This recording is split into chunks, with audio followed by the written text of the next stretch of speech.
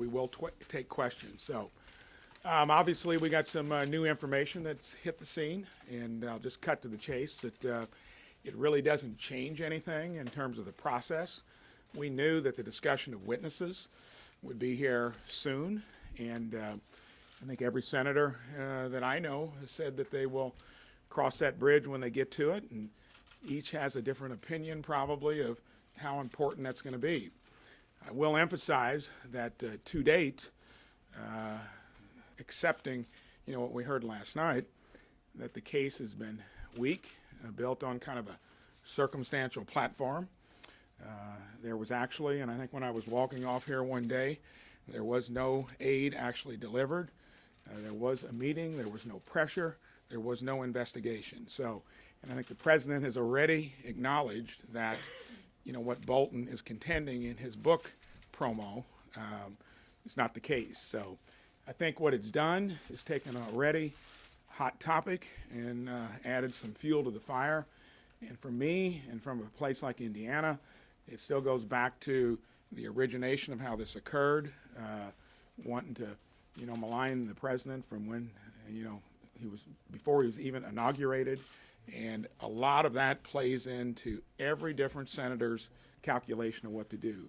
For myself, I always wanted the process to be fair, and I think it's going to be that way, and it'll be interesting to see what other senators think after we have our luncheon, which gets started a little earlier than normal. John. Well, there's a so-called blockbuster report in today's New York Times. It's a story about selective leaks from a book that you can pre-order on Amazon.com from John Bolton. To me, the facts of the case remain the same. There is nothing new here to what the House managers have been saying. It's interesting because I believe the president's team did a great job on Saturday. A wonderful job presenting the case, and I'm looking forward to hearing from them today and tomorrow. What the president's team was able to do on Saturday was truly undermine the case of the Democrats and undermine the credibility of Adam Schiff. So, as I've said last Friday right here, I think there's going to be something new coming out every day, very similar to what we saw in the Kavanaugh trial. New information, old information told in a different way to inflame emotions and influence the outcome. So I say, take a breath. Let's listen to the president's lawyers today in the case that they present. We're going to get to the specific question of witnesses on Friday. We have 2 more days of hearing from the president's team. We have 16 hours of questioning by the senators. And voting begins in Iowa on Monday. This coming Monday, elections are on the ballot. The public was polled this past weekend. Do you have enough information? Do you believe senators have enough information to make an informed decision at this point? And the public said yes, they have enough information, but we're going to be asked that question on Friday. So I would say at this point, just take a breath, listen to what we hear from the president's defense team today and tomorrow, listen to the questions, and let the voters decide the outcome of who should be their president. Senator Brown. Senator Brown, thank you. Both of you have made the argument that nothing has changed, nothing is new, this doesn't actually change anything. But it has changed something. It's changed the calculus of some of your Republican colleagues as it relates to witnesses. Can you tell us about the conversations you've had with your Republican colleagues, where the ground seems to be shifting here, and are you prepared for this trial to go past potentially the State of the Union, past next week, longer than expected if needed? So after the last session, I did speak to some that have been kind of grappling with the issue, and I think, yes, it probably will make the dynamic different. But I think it is clear that the question of witnesses was going to come up anyway. And I think in this case, it may move the needle in one direction or another. And for the people that still are thinking that, the foundation of how it originated, what we've heard so far, every senator will have a different opinion of how important that is. But I'm not going to deny it's going to change the decibel level and probably the intensity at which we go about talking about witnesses, which are going to be on Friday. Yeah. And the interesting thing to me is, Chuck Schumer, he comes up here and he always said, I just need 4 Republicans.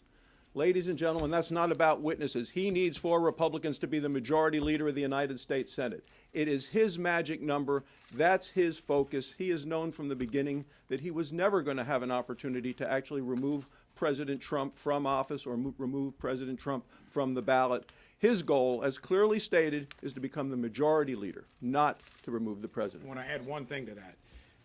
This is a political process, and when it comes to how each of us has to look at this, that's different for every senator. And I think politically, Speaker Pelosi knew that we may be coming to this day. I just heard today, and you don't hear much about it, President Trump is leading the candidates in a New York Times Siena poll in Iowa. He's leading in some of the swing states. And when it all comes down to it, when you push this hard on something that you've tried to do for so long, there is a political consequence. And after we get through this, that's the true measure, because we're overturning one election and we're trying to prevent another, and that'll weigh into everybody's conversation. Senator Brown? Senator Brown, last week you said, I asked you if you thought it was okay for the president to Yes. withhold aid to coerce an announcement investigation. You said, and I quote, "I'm saying it didn't happen." Apparently, John Bolton says that it did. Is John Bolton Okay, lying, so sir? you know as well as I do, when I said it didn't happen, is that the aid was released. They had the meeting. There was not an investigation, and the one fact witness, President Zelensky, said there was no pressure. If you have to spell it out in detail, most people got that. That's what I meant. But is John Bolton lying, sir? Is he telling everyone more? We'll find that out if we get to him as a witness. And President Trump said that what he's saying is not the case. So If you take a look at the picture of aid to Ukraine, and I've been there a number of times, President Trump has done so much more to help the people of Ukraine, the freedom fighters, the liberties of the people there, with the aid from the United States than we ever got from the previous administration. President Zelensky said he didn't even know that there was a temporary pause in the aid until after reports came out and after the aid started to flow. So, if the issue is aid to Ukraine, the quid pro quo, the money went out, President Trump received nothing in return. take one more, and then John will take one more. Senator, so just big picture here. Yeah. John Bolton is now saying that the president told him to continue withholding this aid until Ukraine agreed to these investigations. And it's not just Bolton. You also have the testimony from Gordon Sondland, the comments from Mick Mulvaney. Do you believe John Bolton? I was asked that last night. Is he a credible witness?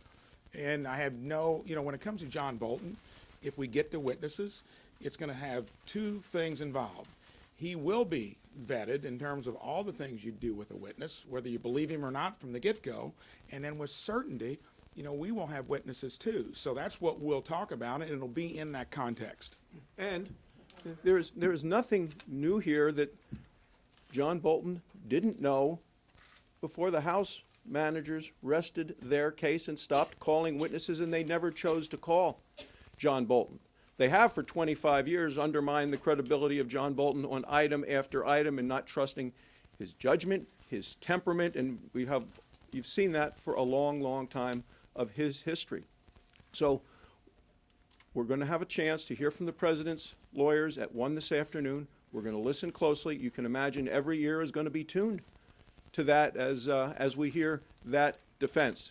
But from this point, when I take a look at what the beginning part of your question, the aid went, the investigation was not announced, so there is no quid pro quo. Senator,